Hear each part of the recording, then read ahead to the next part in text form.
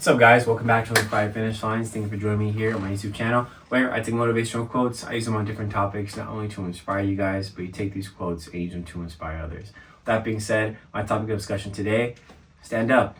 Happy Independence Day, happy 4th of July. But this idea, this overarching idea that the reason we have this country, the reason we have this freedom is because people were fed up and they decided to stand up for what's right. And so I have that here for you today. So 2 amazing quotes for you guys today. Let's get started.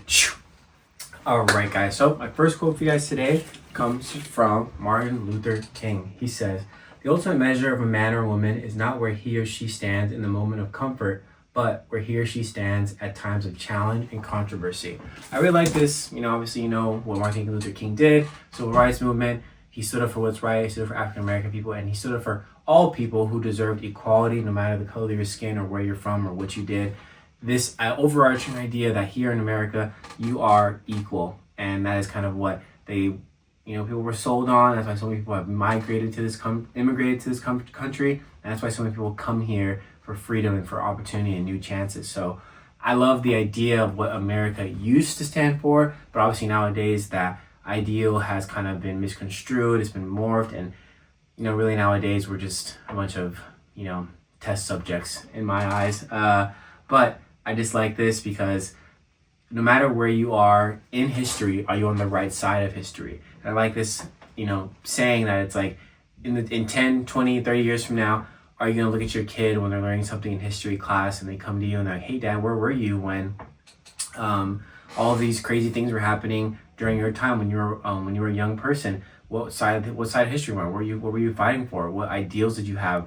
Did you stand up for? Did you vote for the right things?" And what are you going to tell them? And, kids learn, and kids are smart. They know what's right, what's wrong. And obviously they're going to look at you maybe a little bit funny or, who knows? It all depends on what you grow up in. It's all subjective. But I know that in my life, I'm going to stand up for what's right, what I believe in, and treating people with kindness and respect is what I truly stand for. So that is my ideal, and that is how I go about everything I do in this life. And I'm not afraid to speak up, and I've kind of come to learn that more and more, even though I was a little bit more timid and afraid of confrontation. But the people around me have made me more like that, being able to speak my mind, and also my partner has actually helped me with that as well, because that is something that she's not afraid to do as well. And my last quote for you guys comes from Kurt Cobain. It says, "You have enemies? Good. That means you're standing up for something. So that means you stood up for something in your life." Obviously not getting enemies, obviously not trying to make enemies of people, but if people hate you for doing something that is right and that other people are praising you for, then you know what, keep doing it, because everyone is going to have something to say. Everyone's going to have an opposite opinion. There are always going to be two sides of every coin.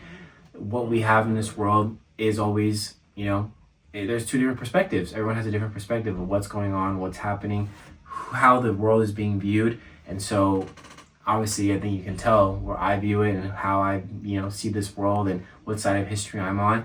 So I just ask you, in your personal life and the greater scheme of everything as well, what are you standing up for? Are you speaking up? Are you calling people out? Are you holding people accountable for their actions? Are you holding yourself accountable? Because in order for you to feel like you can stand up to people and hold them accountable for what they're doing and correcting them for doing what they're doing because it's wrong, you have to have some type of self-confidence and self-worth and not be afraid to, say something. And there's always a good way to say it. You don't have to come at them all aggressive or say or call them out, because obviously, like I said, they have a different perspective. They come from a different background. They grew up in a different life. So approaching it in a way that's like, hey, maybe let's look at it from this way and see it from this person's perspective, because, hey, maybe they didn't like that much. And that is kind of how you go about it, and that's how you stand up. So how are you standing up?